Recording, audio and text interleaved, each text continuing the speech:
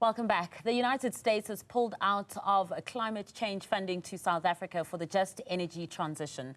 America says this move is part of fund reallocation. The just energy transition is part of South Africa's strategy to move from coal to renewable sources of energy. Joining us is Professor Roula Inglesi-Lotz, who's from the University of Pretoria's Economic and Management Sciences faculty. Prof, thank you so much for joining us, and a very good evening to you.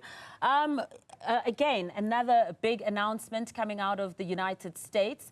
The U.S. is a core member of this Just Energy Transition Partnership. What does it mean for the partnership as a whole before we even get to South Africa? Good evening to you and your viewers. Thank you for having me today. Indeed, another U.S. Decision that makes the world move again.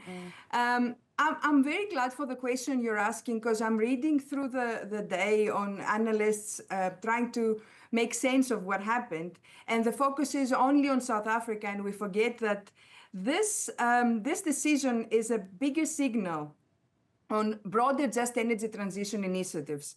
The US withdrawal is not just about South Africa. It affects Indonesia and Vietnam, and also it's a signal to developing and developed countries. And that raises concerns for the global commitments to just energy transitions. I think this comes at a crucial time. The timing was not random, especially with the US taking over the G20 presidency next year from South Africa. And also, we've also heard disagreements within the G20 discussions over the concept of just affordable and inclusive energy transition. The exit of US from this funding instrument, but even before that, the exit of US from the Paris Agreement could be an early sign of shifting priorities that affect broader global negotiations. Unfortunately or fortunately, energy transitions take decades. They don't take election cycles to happen. So we need to start thinking of long-term financial commitments, not only for South Africa, but also for other countries that look into these financial instruments. Yeah, and Prof, as you're saying, you know, this is not something that happens overnight. These kinds of things, when it comes to just energy transition, that take decades.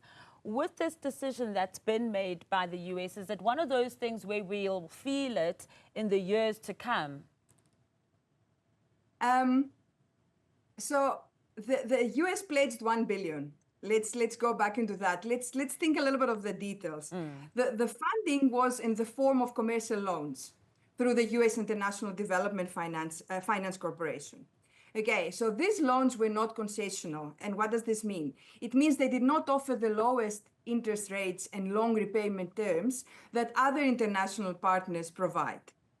On the other side, South Africa still receives concessional loans, grants, and development finance from other partners, the EU, France, Germany, UK, Canada. And these partners, currently, with the current conditions, they offer far more favorable funding conditions. So while the total funding pool has decreased by $1 billion,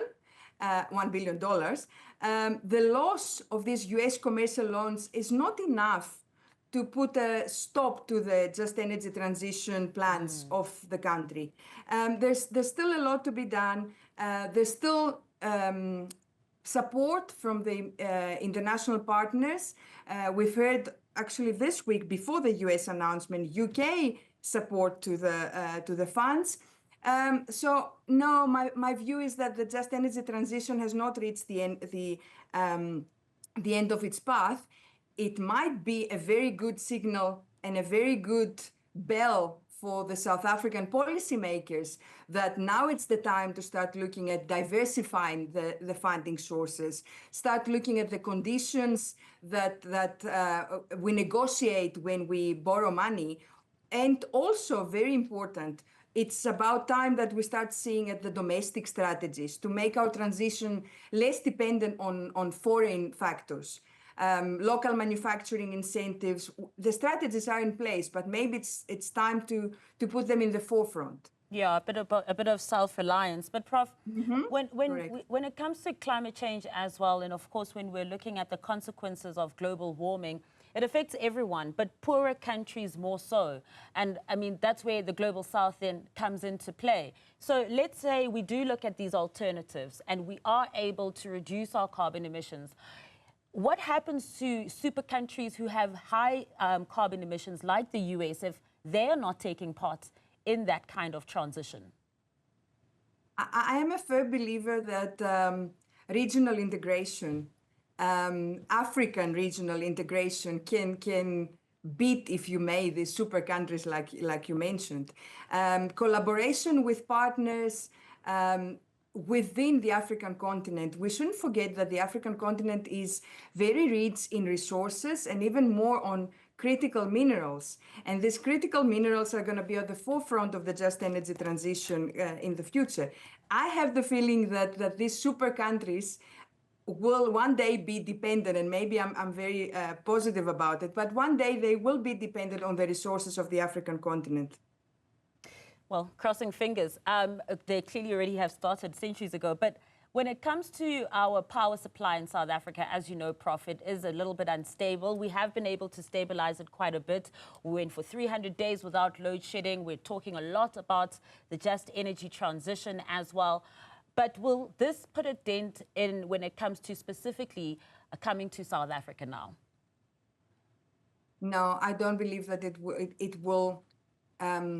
It might be that it is about time to relook at some of our strategies, relook at some of our climate financing funds.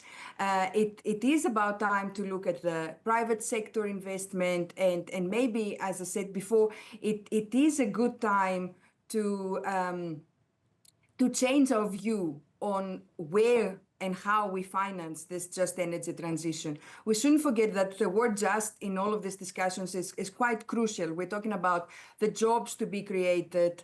But even if you want to see it in a very simplistic manner, 1 billion versus almost $14 billion in total, you realize it's not enough to make a difference. Well, thank you so much for your insights, Prof. Really appreciate your time this evening. Thank you very much. Professor Roula Inglesi-Lotz from the University of Pretoria.